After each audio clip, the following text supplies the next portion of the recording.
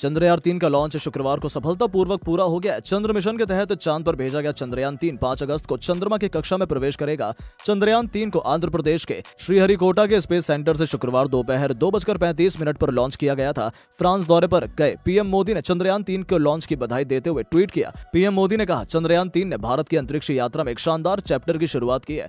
PM Modi ने कहा, यह भारत के हर व्यक्ति के सपने और महत्वाकांक्षाओं को ऊपर ले जाते हुए ऊंचाइयों को छू रहा है। यह महत्वपूर्ण उपलब्धि हमारे वैज्ञानिकों के अथक समर्पण का प्रमाण है। मैं उनके उत्साह और प्रतिभा को सलाम करता हूं। इसरो प्रमुख सोमनाथ ने कहा, चंद्रयान-3 ने चांद की अपनी यात्रा शुरू कर दी है। चंद्रयान-3 को शुभकामनाएं दी कि आने वाले दिनों में वो चांद तक पहुंचे। ALVM-3M4 रॉकेट ने चंद्रयान-3 को सटीक कक्षा में पहुंचा दिया है। इसरो ने बताया कि चंद्रयान-3 की गतिविधि पूरी तरह से सामान्य है और वो उसे चांद की सतह पर देखने की प्रतीक्षा में। चंद्रयान-3 में एक लैंडर, एक रोवर और एक प्रोपल्सन मॉड्यूल लगा हुआ है। इसका कुल भार 3900 किलोग्राम है। चंद्रयान-3 के लॉन्च को देखने के लिए कई स्कूलों के करीब 200 स्टूडेंट्स स्पेस सेंटर पर पहुंचे थे। इस दौरान हजारों लोग स्पेस सेंटर पर मौजूद दिखे। चंद्रयान-3 5 अगस्त को चंद्रमा की कक्षा में प्रवेश करेगा। पीएम मोदी ने चंद्रयान-3 के लॉन्च से पहले ट्वीट कर कहा था, भारत के स्पेस सेक्टर के क्षेत्र में 14 जुलाई 2023 की तारीख सुनहरे अक्षरों में लिखी जाएगी।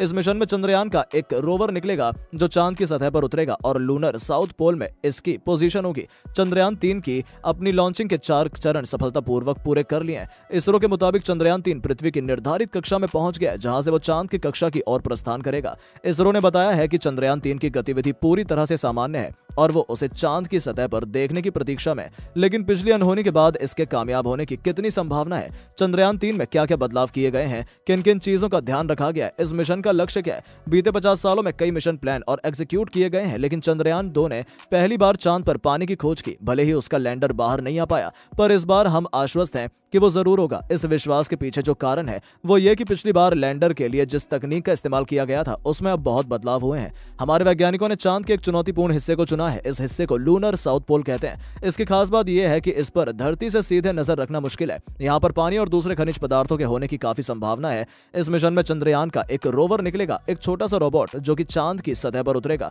और लूनर साउथ पोल में इसकी पोजीशनिंग होगी। यहीं पर रोवर इस बात की खोज करेगा कि चांद के इस हिस्से में उसे क्या-क्या खनिज, पानी आदि मिल सकता है। इस खोज से खास बात यह होगी कि अगर कभी भविष्य में हम चांद में कॉलोनियां बसाना चाहें तो इसमें बहुत मदद मिलेगी। ऐसे मिशन के सबसे बड़े जोखिम क्या हो सकते हैं? सबसे पहला जोखिम यह है कि चांद पर जब आप कोई यान भेजते हैं तो पूरी तरह से इसका नियंत्रण कंप्यूटर्स के पास होता है। एक इंसान होने के तौर पर आप 4 लाख किलोमीटर दूर बैठे उसे कंट्रोल नहीं कर सकते।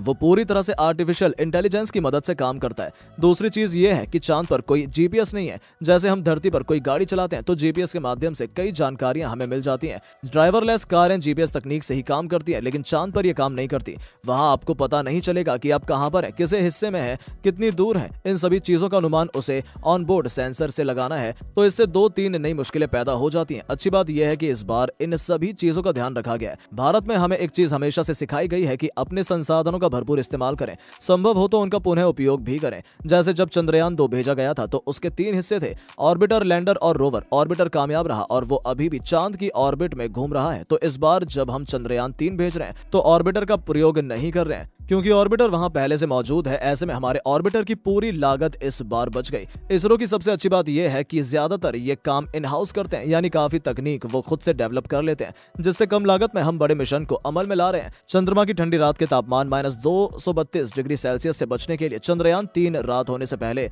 अपने चंद्र लैंडर को चंद्रमा के दक्षिणी ध्रुव पर 70 डिग्री अक्षांश पर भेजेगा। अंतरिक्ष यान 23 अगस्त को शाम 5:47 बजे चंद्रमा की सतह पर उतरेगा। आशा करते हैं कि आपको चंद्रयान-3 के बारे में ये बातें जानकर अच्छा लगा होगा। आप अपने सुझाव हमें कमेंट बॉक्स में बता सकते हैं और ऐसी ही रोचक वीडियोस देखने के लिए चैनल को सब्सक्राइब करना ना भूलें। धन्यवाद।